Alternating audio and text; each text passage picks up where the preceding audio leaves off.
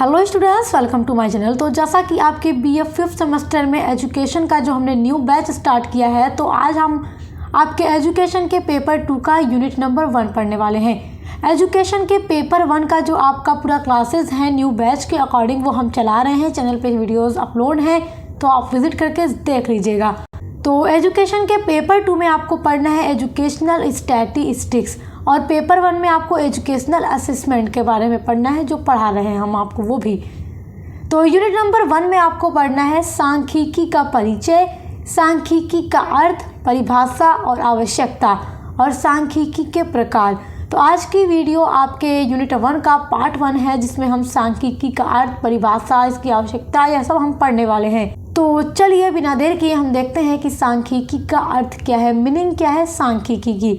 सांख्यिकी को इंग्लिश में स्टैटिस्टिक्स कहा जाता है। देखिए, जो सांख्यिकी है कई भाषाओं के शब्दों से मिलकर बना हुआ है, जिसमें लैटिन, इटालियन, जर्मनी ये सभी भाषाएं शामिल हैं। स्टैटिस्टिक्स जो वर्ड आप देख रहे हैं, स्टेटस, इसमें एक वर्ड है लैटिन लैंग्वेज का, एक वर्ड है स्टेटस, उससे मिलकर के, और इटालियन लैंग्वेज का एक वर्ड है स्टैटिस्टा, इससे मिलकर के, और एक जर्मन लैंग्वेज का वर्ड है स्टैटिस्टिक। इन तीनों वर्ड से मिलकर के आपका जो वर्ड है सांख्यिकी का अंग्रेजी वर्ड स्टैटिस्टिक्स वो बना है। तो तीनों लैंग्वेज और तीनों लैंग्वेज के वर्ड्स याद रखना है। लैटिन लैंग्वेज का स्टेटस, इटालियन का स्टैटिस्टा और जर्मन लैंग्वेज का स्टैटिस्टिक्स। तो इन तीनों शब्दों का अर्थ होता है स्टेट या राज्य संबंधी आंकड़े। और ये बात आपको पता है, स्टैटिस्टिक्स में आप आंकड़ों का ही अध्ययन करते हैं, आंकड़ों को ही निकालते हैं, डेटा कलेक्ट करते हैं, उसका एनालिसिस करते हैं, उसका क्लासिफिकेशन करते हैं, उसका प्रेजेंटेशन करते हैं और निष्कर्ष पर पहुंच जाते हैं। अब जानते हैं कि सांख्यिकी शब्द का प्रयोग सबसे पहले किस व्यक्ति ने किया था। तो सांख्यिकी शब्द का प्रयोग करने का जो श्रेय है वो जर्मन के विद्वान को दिया जाता है। जर्मन के विद्वान हैं गॉटफ्राइड एकेनवॉल। ये जो विद्वान थे ये जर्मनी के थे, और इन्होंने ही सबसे पहले सांख्यिकी शब्द का प्रयोग किया था। इसलिए सांख्यिकी शब्द का जो फादर हैं वो आप गॉटफ्राइड एकेनवॉल को कह सकते हैं। तो इस तरीके से आपको 3 टाइप्स के फादर याद करने होंगे सांख्यिकी के।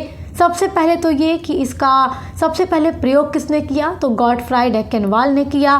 सेकेंड आपका इम्पॉर्टेंट पॉइंट बनेगा यहाँ से, father of its Indian statistics, भारतीय सांख्यिकी के पिता कौन हैं, तो प्रशांता चंद्र महालानोबिस, नाम नोट कर लीजिएगा। And father of modern statistics कौन है, सर रोनाल्ड फिशर। ये स्टैटिस्टिक्स के मॉडर्न फादर हैं सर रोनाल्ड फिशर। तो ये तीनों आपके लिए वेरी इंपॉर्टेंट हैं। आप स्टैटिस्टिक्स के स्टूडेंट हैं तो आपके लिए याद रखना ज़रूरी है, क्वेश्चन आपसे पूछ सकता है। आइए अब सांख्यिकी के अर्थ को और विस्तार में जानने का प्रयास करते हैं। सांख्यिकी जो है गणित की वह शाखा है, वो ब्रांच है गणित की, जिसमें आंकड़ों का संग्रहण, आंकड़ों के संग्रहण से तात्पर्य है डेटा को कलेक्ट करना, उसका प्रदर्शन, उसका वर्गीकरण और उसके गुणों का आकलन का अध्ययन किया जाना। क्योंकि स्टैटिस्टिक्स में हम डेटा को कलेक्ट करते हैं, उनका क्लासिफिकेशन करते हैं, उनका प्रदर्शन करते हैं और उसके गुणों के बारे में जानने का प्रयास करते हैं, उसके निष्कर्ष तक पहुंचते हैं। या फिर आप कह सकते हैं कि सांख्यिकी वह विज्ञान है जो आंकड़ों के संग्रह, विश्लेषण, व्याख्या और प्रस्तुति के माध्यम से जानकारी प्राप्त करने और निर्णय लेने में सहायता करता है। ये सारे स्टेप्स आपको पता हैं। क्या चीज़ कि संग्रह करते हैं, कलेक्ट करते हैं, एनालिसिस करते हैं, व्याख्या करते हैं, प्रेजेंटेशन यानी प्रस्तुति, ये सारी चीज़ें इसमें आती हैं और इन सभी के माध्यम से हम जानकारी प्राप्त करते हैं और निर्णय लेने में भी हमें मदद मिलती है। इसमें गणितीय और सांस्कृतिक दृष्टिकोण दोनों होते हैं, जो आंकड़ों से सार्थक परिणाम प्राप्त करने में सहायक होते हैं। आइए अब देखते हैं अलग अलग विद्वानों के अनुसार सांख्यिकी की क्या परिभाषा है। जब एग्जाम में आपसे सांख्यिकी का अर्थ पूछेगा तो आप परिभाषा के साथ पूरा लिखिएगा, परिभाषा लिखने से मार्क्स अच्छे मिलते हैं। तो हम देखते हैं सेलिगमैन के अनुसार, सेलिगमैन महोदय ने क्या लिखा है अपने शब्दों में, आइए जानते हैं। सांख्यिकी वह विज्ञान है जो किसी अनुसंधान क्षेत्र पर प्रकाश डालने के लिए एकत्र की गई संख्यात्मक सामग्री के संकलन, वर्गीकरण, उपस्थापन, तुलना एवं व्याख्या से संबंध रखता है। अगली डेफिनेशन है बाउले के अनुसार। बाउले ने बहुत ही छोटी सी डेफिनेशन दी है, बहुत अच्छी। सांख्यिकी गणना का विज्ञान है, क्योंकि सांख्यिकी में गणना की जाती है डेटा को कलेक्ट करने के माध्यम से।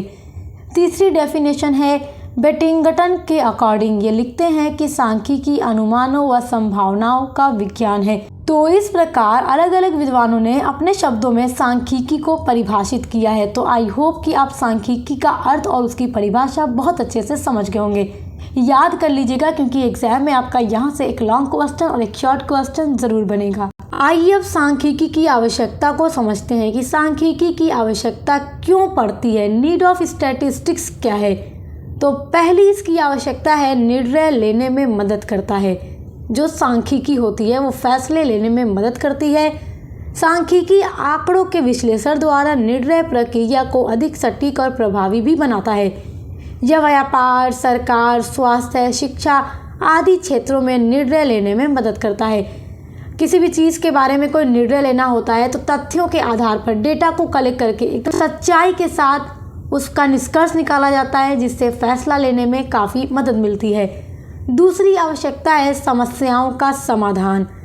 सांख्यिकी का उपयोग किसी भी समस्या के कारणों का पता लगाने में भी किया जाता है और समाधान खोजने में भी किया जाता है।